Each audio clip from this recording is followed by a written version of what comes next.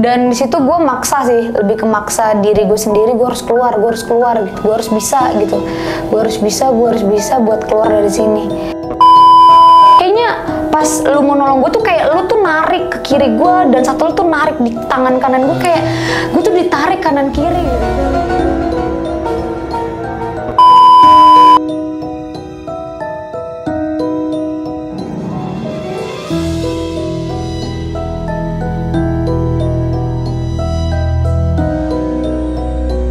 Ucok turun, gue kaget soalnya di belakang Ucok itu ada cewek gede tuh kayak meluk dia dari belakang.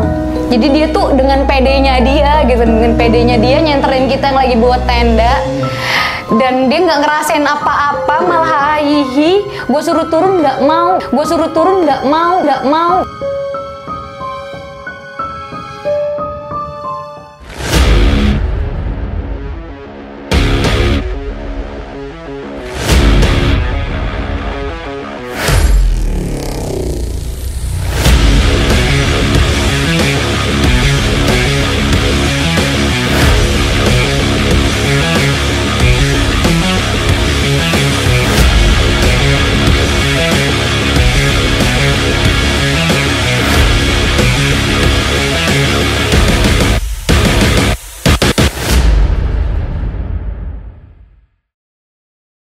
Halo guys, assalamualaikum warahmatullahi wabarakatuh. Balik lagi bersama gue Rizky Ramadan atau biasa disapa Bokir, pria tampan stok terakhir. What? Yoi, keren gak? Oh gitu? Oh iya, opening gue kayak gitu. Oh gitu. Oke guys, sekarang kita udah kedatangan tamu dari jauh juga. Dari mana mbak? Dari planet lain. Dari planet lain. Jauh banget. Oh jadi beda lah sama bumi ya? Iya beda. Berarti Jadi gue ini punya planet lain. Oke. Nah guys, jadi sekarang itu beda dengan konsep yang lain karena kita mau menelusuri atau mengganti konsep menjadi cerita mistis pendakian di gunung. Karena ini kemarin gue naik Gunung Argopuro dan bertemu rombongan Mbak yang di samping gue ini, dan kita akan melanjutkan cerita yang sangat menarik ini. Sebelumnya kita memperkenalkan diri narasumber kita di samping. Silakan Mbak. Ya halo. Yeah. Kenalin, panggil aja Hilya. Gue Hilya. Untuk tinggal tadi gue bilang gue tinggal di planet lain kan ya. Ya udah pasti pada tahu kan planet lain itu di mana. Iya. Ada biasanya tuh si Bekasi ini nggak ada di peta, makanya kita nyebutnya tuh planet lain. Kenapa lu sebut? Jadi harus di zoom dulu baru kelihatan Bekasi gitu. Oke, baru kelihatan.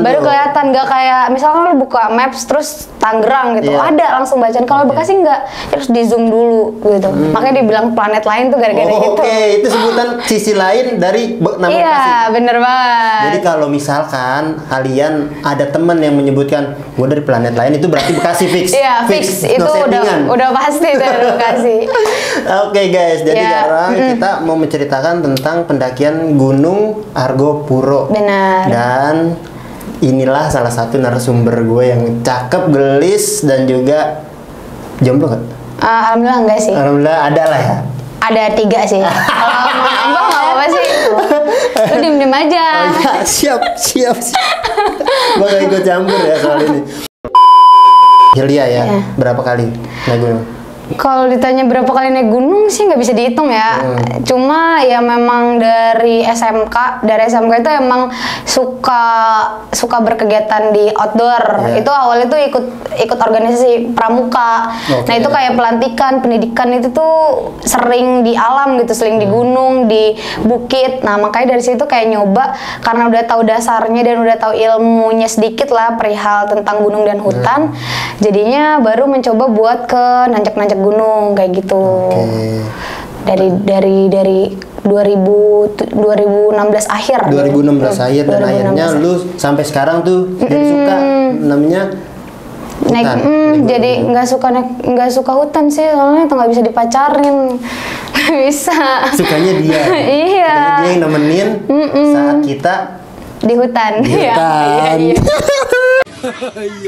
Banyak kan cerita di Gunung Argopuro, dan kemarin alhamdulillahnya gue ketemu dia itu sedang mengalami hal-hal yang tidak diinginkan sih sebenarnya bagi para pendaki, benar kan? Benar. Dan awalnya lu pengen mendaki Gunung Argopuro itu karena apa sih? Sebenarnya Gunung Argopuro ini salah satu dari bagian dari ekspedisi gue. Jadi tuh gue emang punya ekspedisi dari diri gue sendiri, ingin menuntaskan gunung-gunung di Jawa yang emang terkenal kan. Nah, jadi Gunung Argopuro ini sebenarnya gue pengen naik ini dari tahun 2019, tapi terkendala tutup sama COVID kan, gara-gara COVID. Jadinya ditunda tuh selama 3 tahun ke belakang. Kenapa gue pengen naik gunung ini? Emang gunung terakhir di Pulau Jawa ya Gunung Argopuro gitu, emang gue sisain. Akhirnya dengan banyak kedramaan kan, kemarin juga ada insiden sebelum gue naik gitu, tapi gue tetap sebenarnya maksa sih, kemarin tuh agak sedikit maksa buat gue naik karena pundak gue ini cedera habis jatuh dari motor, jadinya gue kemarin nggak bisa bawa apa-apa gitu. Nah itu alhamdulillah gue udah nyampe itu, maksudnya udah nyampe udah di kaki Gunung Argopuronya lah. Terus dari situ tuh emang tangan gue nih, pundak gue nih bener-bener nggak bisa begini gitu, nggak bisa kayak sekarang gitu kan. Nggak bisa begini loh. Nggak bisa. Kemarin tuh udah gini aja, udah tangan kiri ini udah nggak bisa diapa-apain. Dan dari sebelum gue naik Gunung Argopuro itu, emang gue udah research dulu, udah nyari tahu dulu nih, kayak kita ketemu pos apa, terus kita ngecamp di mana, itu kan sebelumnya gue kalau naik gunung nggak pernah kayak gitu. Jadi saking antusiasnya gitu, saking ada persiapannya buat ke Argopuro ini gitu kan. Tapi ternyata dikasih cobaan lagi kan, yang emang mungkin gak ya, bisa apa enggak ya gitu loh. Terus akhirnya pas sampai di sana, sampai di kaki gunung itu udah registrasi. Setelah itu naik ojek kan gue sampai di atas Makadam tuh kan. Setelah itu jalan sampai ke Mata Air 1. Nah itu kan dari Mata Air 1 tuh masih normal, tapi di situ gue udah capek. Gue kan tipe orang yang emang nggak bisa dipaksa. Jadi kalau misalnya udah capek nih, udah nggak kuat, gue mendingan turun. Jadi tuh kemarin gue udah minta turun tuh sama kawan-kawan gue tuh. Tapi temen-temen gue ini kayak, lu bisa kayak gitu. Gak bisa, gue nggak bisa. Tapi jadi mereka tuh masih bisa semangatin gue. Akhirnya ya udahlah, naik lah pelan-pelan gitu kan, pelan-pelan sampai di Mata Air 2. Nah di Mata Air 2 ini emang kita di jadwal kita tuh emang kita ngecamp di sana di malam pertamanya. Dan kita kemarin 5 hari 4 malam ya. 5 hari 4 malam. 5 hari 4 malam. Nah di Mata Air 2 itu emang udah ada ngecamp di sana. Nah dari Mata Air 2 ini gue tuh udah ngalamin yang yang aneh gitu di diri gue. Situ ada satu pohon di bawah, itu ada satu pohon yang emang gede. Nah di situ tuh gue udah ngerasa diperhatiin gitu dari pohon itu. Cuma masih gue hirauin. Nah si orang ini gitu pokoknya makhluk ini tuh di pohon itu tuh udah kayak mau ngajak main gitu ke gue gitu, ada yang mau ngajak main, ayo main, cuma gue masih nolak gitu, gue masih nolak akan hal itu. Tapi dia tuh kayak masih maksa gitu, ini tuh cowok laki-laki, tapi nggak tahu sih, maksudnya gue nggak ngeliat bener-bener jelas mukanya, emang gue nggak bisa ngeliat jelas banget, cuma dia emang berbentuknya laki-laki gitu, dan badannya emang agak sedikit besar gitu, gede lah, cuma nggak banget gitu kan. Dari situ udah semalam tuh. Nah malam itu tuh gue kayak ngerasa aneh aja gitu, dan apa mungkin gara-gara gue sakit kan, gue emang kayak tidur aja gue nggak bisa anjir, kebangun gara-gara pundak gue ini nih sakit banget. Udah malam itu berlalu tuh, udah pagi kita makan terus packing, persiapan kan buat jalan kan ke Cikasur. Nah camp kedua itu di Cikasur. Nah itu jalan normal tuh, tapi berasa ada yang ngintil aja gitu kan. Apa karena, maaf gue potong, apa karena itu yang di Mata Air 2? Iya, kayaknya itu yang di Mata Air 2 deh. Oh, yang terus mata-matain lu? Jadi itu dia tuh kayak disuruh sama yang lain buat ngajak gua gitu. Akhirnya sampai gue emang dari dulu tuh di belakang gue sini tuh emang yang sedikit sensitif. Iya. Di belakang sini tuh ada yang, nah kebetulan di pundak kiri gue tuh kan kemarin sakit sampai ke belakang kan. Jadi itu area yang sensitif. Jadi kalau misalnya gue kayak gue kecapean terus halusinasi gue makin parah gitu kan. Nah itu yang di ini tuh di sini di belakang gue itu. Akhirnya udah gue jalan sampai ke Sabana Kecil. Nah dari Sabana Kecil itu gue kayak udah malas jalan. Udah kayak aduh nggak usah kan, karena di situ breaknya lama banget. Ada kali 1,5 jam lebih lah di situ tuh, kayak ngobrol kan, ketemu juga sama pendaki-pendaki lain ya dari Surabaya gitu kan, ada juga yang dari Sidoarjo gitu, jadi ramean gitu, jadi keasikan ngobrol. Akhirnya gue pas yang lain udah pada naik, tim gue tuh belakang, gue, Mas Wahyu, terus ada juga si Cici sama si Ade kan, berempat. Jadi tuh gue tuh paling belakang tuh. Nah, pokoknya nggak jauh dari Sabana 1 tuh udah tanjakan sedikit. Pokoknya tanjakan nggak jauh dari situ lah. Di situ gue udah nggak kuat. Gue udah minta turun kan, udah turun aja gitu, daripada terjadi hal-hal yang nggak dipengenin ya, maksudnya nggak diinginin gitu dari diri gue.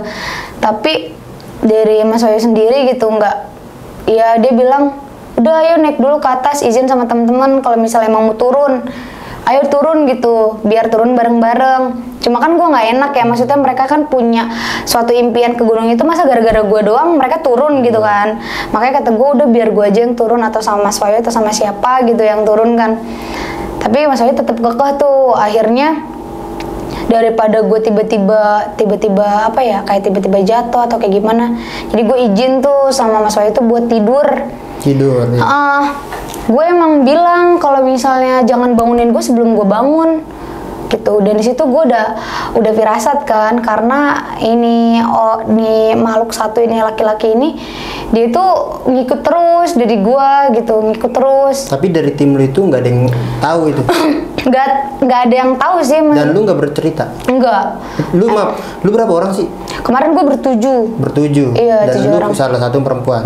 Emang gue perempuan sendiri kemarin itu. Terus dari situ gue kan izin tidur, dan gue tidur tuh, setelah gue tidur gak tahu berapa lama gue tidur.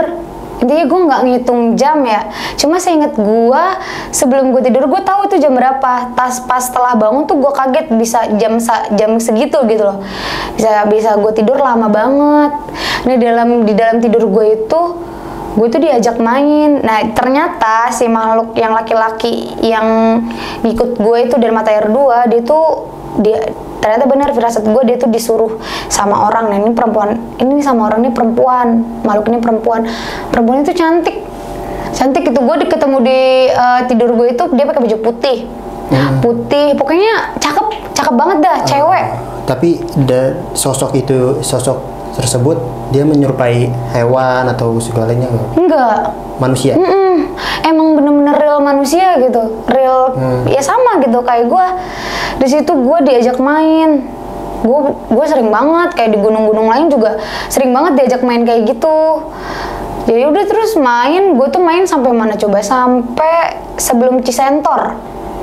Jadi gue tuh udah tahu dulu tuh jalur. Dan itu pas gue ngulang gue kan gue dari Cikasur ke Cisentor juga kan, dan itu gue udah tahu jalurnya.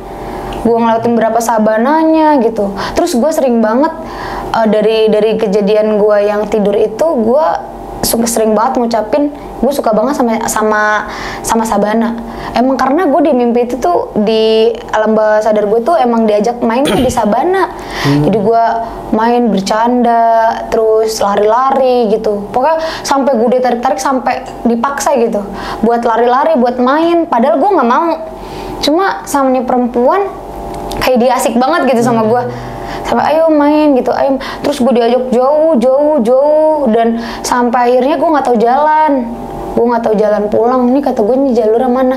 Sampai gue nanya, tapi anehnya gue nanya nama, nggak di ini, maksudnya nggak digubris gitu, nggak dijawab namanya siapa. Dan anehnya dia tuh ada 2 pengikut cowok laki-laki yang gue bilang itu dari iya, salah satunya. Jadi tuh dia tuh bertiga. Mereka itu bertiga, perempuan 1 sama laki-laki 2. Dan kayaknya si laki-laki ini tuh, yang cowok ini tuh kayaknya bodyguard deh, kayak bodyguard gitu, kayak penjaga lah, kayak penjaga si perempuan ini kan. Karena kayak minta apa diturutin gitu. Kayak dia mau minta ini, mau kesana diturutin kayak gitu loh. Jadi gue terus aja diajak lari, diajak main, diajak bercanda gitu kan. Tapi dalam hati gue tuh kayak setengah sadar, gue nggak mau. Tapi kenapa gue diajak gitu loh? Nggak mau gue, terus gue minta pulang. Udah capek, saya mau pulang, kata gue gitu. Terus kata nih perempuan, jangan dulu, jangan pulang dulu, saya asik main sama kamu, katanya gitu. Saya oke, intinya dia mau main terus lah sama gue lah gitu. Kata gue nggak bisa, saya harus pulang, gue gituin kan. Dulu gue sampai nangis kan minta pulang. Terus mungkin dia ada gimana ya, mungkin dia tahu gua nggak jahat dan gua nggak ada niat apapun kesana kan, kayak nggak ada niat jahat di Gunung Argopuro itu. Akhirnya dia bilang sama ini dia, yaudah ayo anterin pulang gitu. Dan tapi tuh gua kayak disesatin gitu, kayak nggak nyampe. Dan gue kerasa kayak lu dan orang-orang di luar sana tuh yang real gue itu, kalian tuh berusaha buat masuk gitu. Berusaha, gue tuh kerasa itu lu semua tuh berusaha buat masuk ke gue itu emang emang apa ya, emang kerasa gitu, lu pada mau nolongin gue gitu. Tapi kayak dimensi gitu, kayak ada yang ngalangin gitu. Gue juga bingung gitu kan, apa karena belum mampu atau gimana guanya, atau nggak paham sih gue tiba-tiba.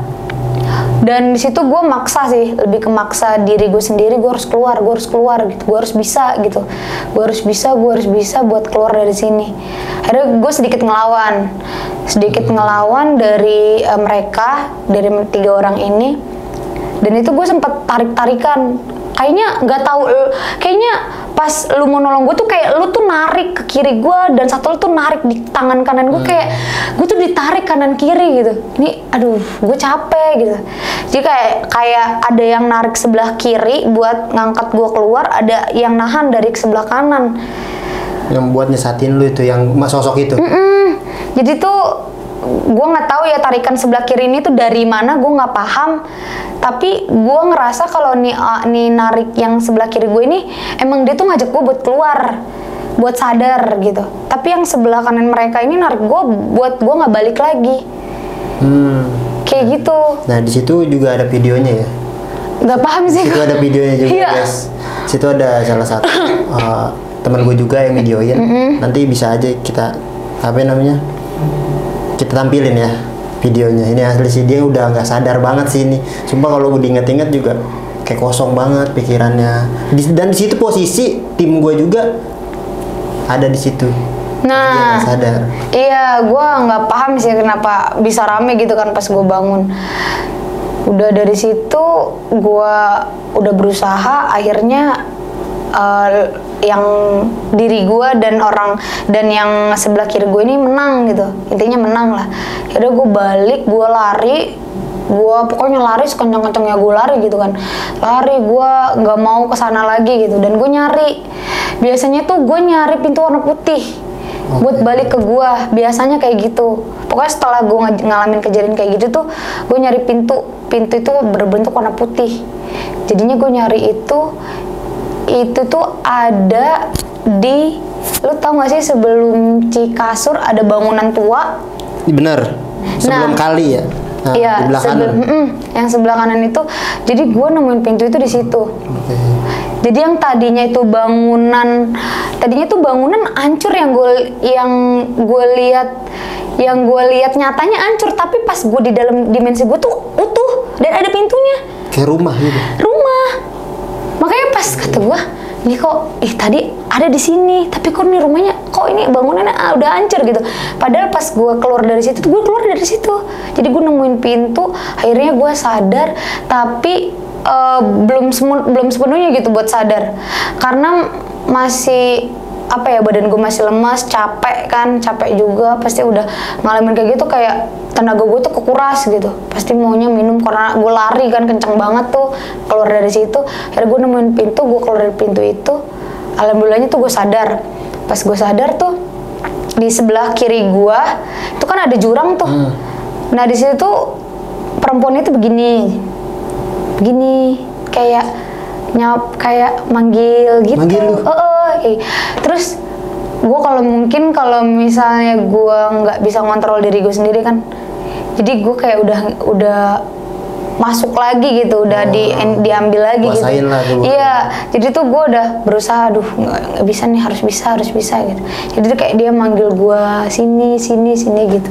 Makanya sama si Cici tuh Mungkin dia soalnya Cici tuh di belakangnya itu katanya berat, terus dia tuh mual-mual, muntah-muntah.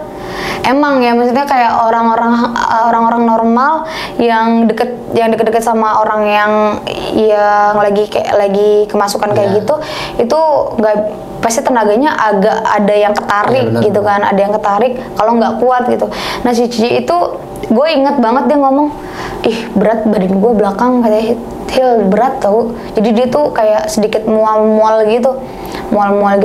Nah dia tuh bilang jangan lihat ke sana, jangan lihat. Jadi itu kayak dia nutupin sebelah kiri gue biar gue nggak ngeliat ke cewek itu. Padahal emang dia begini ya.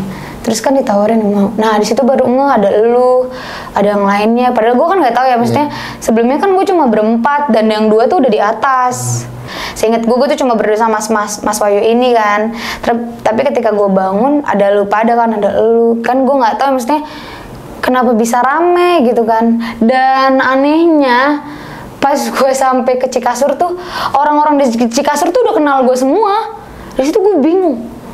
Kok pada kenal? Terus nggak apa-apa kenapa? Kayak orang bingung gitu kan. Tapi jalan dari kejadian itu emang kayak ada rasa capek. Terus tapi tuh berasa pundak gue nih kayak mati rasa, tau gak sih? Kayak tadinya sakit nih tapi biasa aja gitu. Jadi gue jalan lumayan cepet tuh. Jalan lumayan cepet.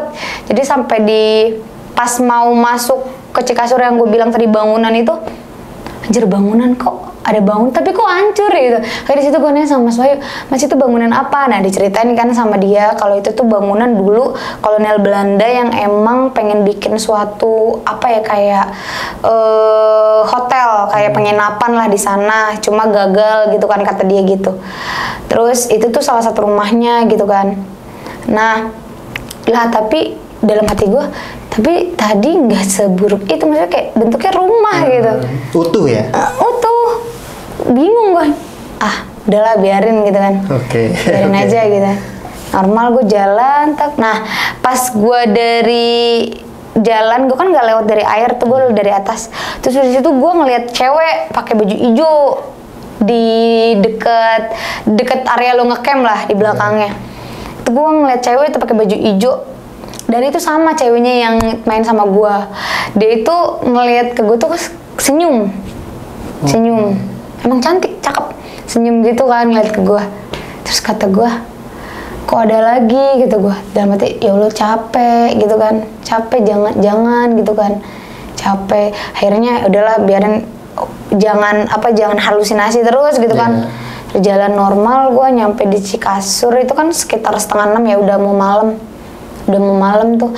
Nah itu ada kayak bangunan kecil, kayak ada gubuk kecil tapi udah runtuh kan. Di situ gue ngeliat 2 laki-laki, 2 cowok. Gue kira dari sore pas gue datang itu tuh orang pendaki gitu kan. Tapi kok makin sore kok ada baik, tapi kok dia kayak nggak kedinginan gitu. Padahal kan mau menjelang malam dingin banget kan di Cikasur itu. Kok bisa gitu kan. Nah pas malam, lu kan ngecamp di luar ya? Di luar gua. Nah pas malam tuh gue tuh sengaja buat keluar dari tenda. Habis itu sebelum ke tenda lu itu, di situ tuh gue ngeliat laki-laki itu juga, dia masih di situ. Di belakang tenda gue? Bukan. Soalnya lagi ya, ada gubuk kayak gitu. Iya. Dan itu tuh mata mereka tuh bersinar. Nah dari situ baru sialan kata gue, itu berarti bukan pendaki gitu kan. Iya bukan pendaki, kayak bersinar gitu anjir mukanya matanya apaan gitu kan. Udah tuh akhirnya ya udahlah biarin aja kan. Udah masuk ke dalam, ngobrolan sama lo kan di dalam kan, ngobrol selesainya gue keluar. Nah pas keluar itu jadi ada satu temen gue si Ucok ini nih. Dia ini kan di situ di Sabana itu kan Cikasur. Di Cikasur itu kan ada satu pohon ya. Gede banget kan itu pohonnya. Dan si Ucok ini dia tuh kayak megang senter, dia naik ke pohonnya. Naik ke atas pohon dia tuh nyenterin tuh. Terus kata gue, pas gue ngeliat ke atas, gue langsung ngeluarin kata-kata mutiara gue tuh. Kata gue, kucing gue gitu kan. Ucok turun. gue kaget soalnya di belakang Ucok itu ada cewek gede itu kayak meluk dia dari belakang. Jadi dia tuh dengan pedenya dia gitu, dengan pedenya dia nyenterin kita yang lagi bawa tenda. Dan dia nggak ngerasain apa-apa, malah hihi. Gue suruh turun nggak mau, pede banget gitu. Pengen gue bilang, Cok di belakang lu terbang, dia ntar ke bawah jatuh kan. Maksudnya takut kaget kan. Makanya gue udah nggak boleh, udah diem. Dan dia bilang, Hilya gue nemu duit 10.000. Itu di atas pohon? Iya di atas pohon. Aneh gak sih lu? 10.000 duit di atas pohon coba. Kata gue, udah jangan diambil, main Hil buat beli es. Gitu ngomongnya si Ucok. Kata gue, si Ucok udah tuh, kata Ucok cepetan turun Cok, cepetan ini nih entertain. Jadi tuh emang dia dengan maksud dia pikir dia tuh ya normal ya, maksudnya ngebantu teman-teman yang karena udah malam kan buat tendanya, jadi ngebantu buat tenda tuh biar lebih cepet karena ada sinar, ada pencerahan kan. Tapi nggak gitu juga gitu. Kenapa ada inisiatif gitu, kenapa punya pikiran buat naik ke atas pohon itu gitu. Yang gue bingungin. Bisa lagi malam loh. Kata gue, ini ada si Ucok kayak begini ya. Yaudah tuh udah kelar, cepetan Cok turun lah dia. Turun dia, kata gue, Cok lu nggak ada apa gitu, nggak ada. Dia emang orangnya bodo amat sih, bodo amat sama hal-hal begitu tuh bodo amat gitu, percaya cuma nggak terlalu dipikirin gitu.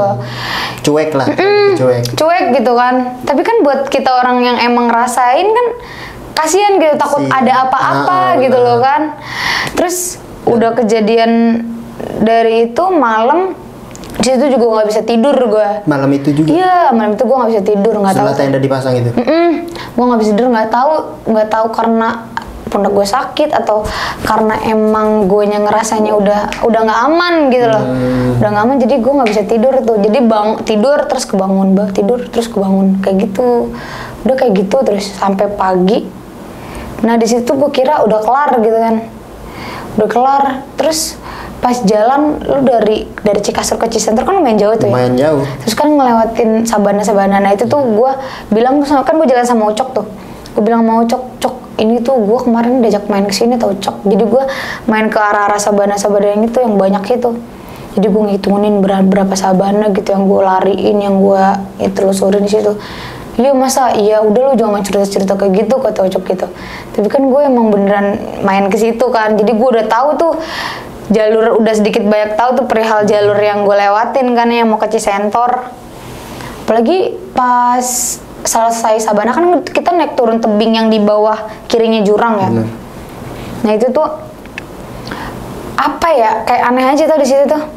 Apalagi iya ngerasain anehnya tuh kayak aduh pengen turun buru-buru. Iya, pengen turun buru-buru gitu. Makanya cepet banget tuh, lumayan cepet gue nyampe Cisentor tuh.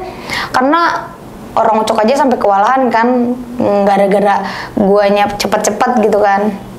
Nah, sampai di sebelum Cisentor itu ada kali kan. Gue lewatin kali itu tuh pusing. Pusing nggak tahu pusing, pokoknya pusing banget. Naik sedikit, nyampe lah Cisentor kan. Di situ ada gubuk. Nah di gubuk itu kalau lu enggak tuh dia itu ada satu di samping mana ya, samping kiri apa sih, samping kiri tuh gedenya segede gubuk. Warna hitam, nggak tahu gua karena capek atau gimana, cuma pas gua kelarin misalnya kayak gua udah istirahat gitu kan di situ, tapi dia diem aja, nggak gimana